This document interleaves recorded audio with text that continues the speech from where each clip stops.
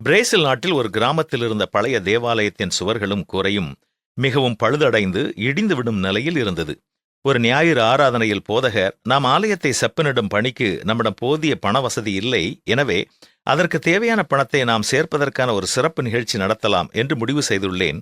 உங்கள் அனைவரின் ஒத்துழைப்பும் தேவை.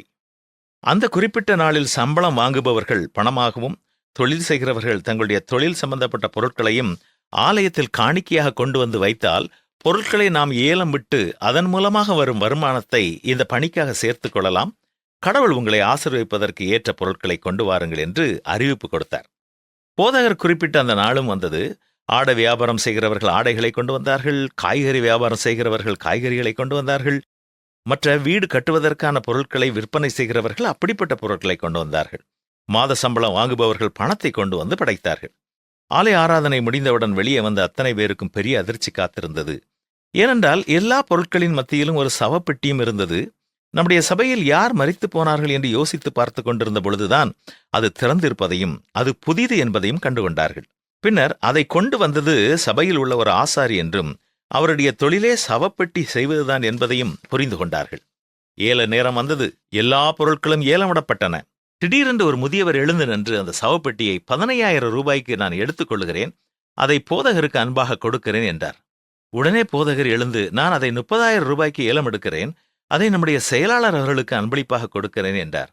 துடிதுடித்து போன செயலாளர், அதை 50,000 ரூபாய்க்கு நான் ஏலம் எடுக்கிறேன், மேலும் அதை சபை ஊழியருக்கு கொடுக்கிறேன் என்று சொன்னார். இப்படி சபை கமிட்டி அங்கத்தினர் ஒவ்வொருவரும் ஒரு பெரும் தொகையை கொடுப்பதாக சொல்லி மற்றும் ஒருவருக்கு பரிசு அளிப்பதாக சொன்னார்கள்.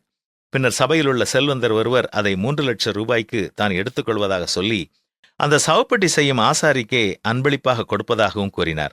ஆசாரி அதை அன்போடு ஏற்றுக்கொண்டு தன்னுடைய கடைக்கு எடுத்துச் சென்றார். அந்த ஆசாரியை கேவலமாக பார்த்த அனைவருடைய உள்ளத்திலும் ஆச்சரியம் பொங்கியது. இந்த சாதாரண ஆசாரியை எவ்வளவு கேவலமாக நினைத்தோம், ஆனால் இவர் மூலமாகத்தான் பெருந்தொகை ஆலயத்திற்கு சேர்ந்திருக்கிறது என்பதை நினைத்து வெட்கப்பட்டு கொண்டார்கள். கடவுளுக்காக நாம் கொடுக்கும் நன்கொடை எது என்பது முக்கியமல்ல, என்ன எண்ணத்தோடு கொடுக்கிறோம் என்பதே முக்கியம். சீஷன் என்னும் நாமத்தின் நிமித்தம் ஒரு கலசம் தண்ணீர் மாத்திரம் குடிக்க கொடுக்கிறவனும் தன் பலனை அடையாமற் போகான் என்று மெய்யாகவே உங்களுக்கு சொல்லுகிறேன் என்று நம்முடைய ஆண்டவராகிய இயேசு கிறிஸ்துவும் கூறியிருக்கிறார். கடைசியாக நாம் கடவுளுக்கு எப்போது கொடுத்தோம்? சிந்தித்து பார்ப்போமா?